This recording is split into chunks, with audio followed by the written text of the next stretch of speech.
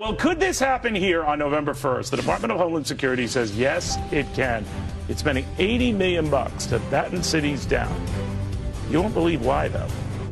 November 1st could be a very, very, iffy kind of a day. And I'm not just talking about what many in the Catholic Church view as All Saints Day. This could be all hell breaks loose day. The Department of Homeland Security spending $80 million on a raft of armed guards to protect the IRS and other government buildings in New York.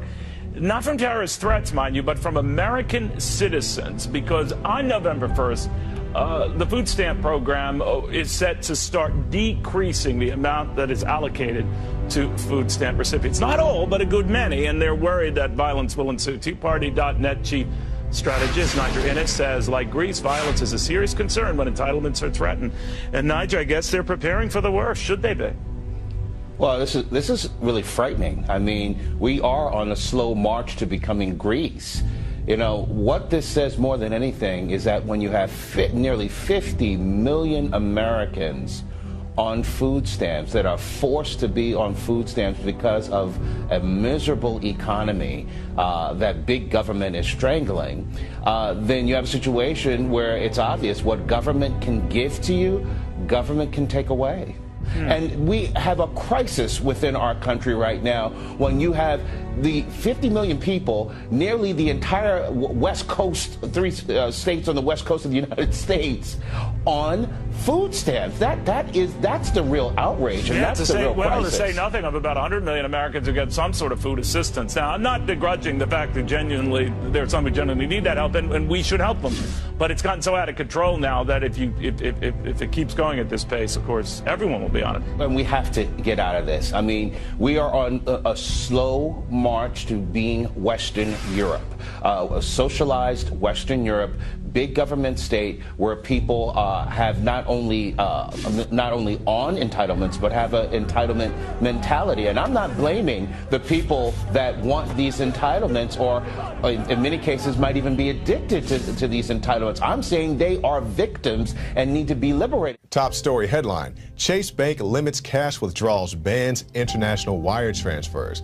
Now, this is a story we'll go into in great lengths later this broadcast with Paul Joseph Watson, and we'll also show you what happened when Anthony Gucciardi called Chase Bank earlier today. But this article stemmed from a document we received from a Chase Bank customer outline just what we told you, that they're saying that the Chase Bank, that they're going to limit your cash withdrawals. And like I said, we'll talk more about this in depth at the end of the broadcast. But for right now, let's look at this. Crisis: USDA orders states to withhold electronic food stamps. Now, we've seen the riots and the storming of Walmarts and so forth go on in recent days, and that's just a brief preview of things that could come if the food stamp situation gets any worse. The USDA sent letters to state agency directors on October 11th, directing them to delay funding to state EBT vendors until further notice. In other words, up to 47 million Americans who rely on food stamps to feed their families may face the prospect of going without food next month. Considering the fact that a 2-hour glitch in the EBT system led to many riots and looting last weekend, imagine the reaction of millions of Americans living near the poverty line when they learned that they might not be credited next month. It can impact us, and it's going to cause problems, because then you're going to come to find out you're going to have people starting to steal and do what they have to do to survive. But is sending the nation into panic mode part of the globalist plan?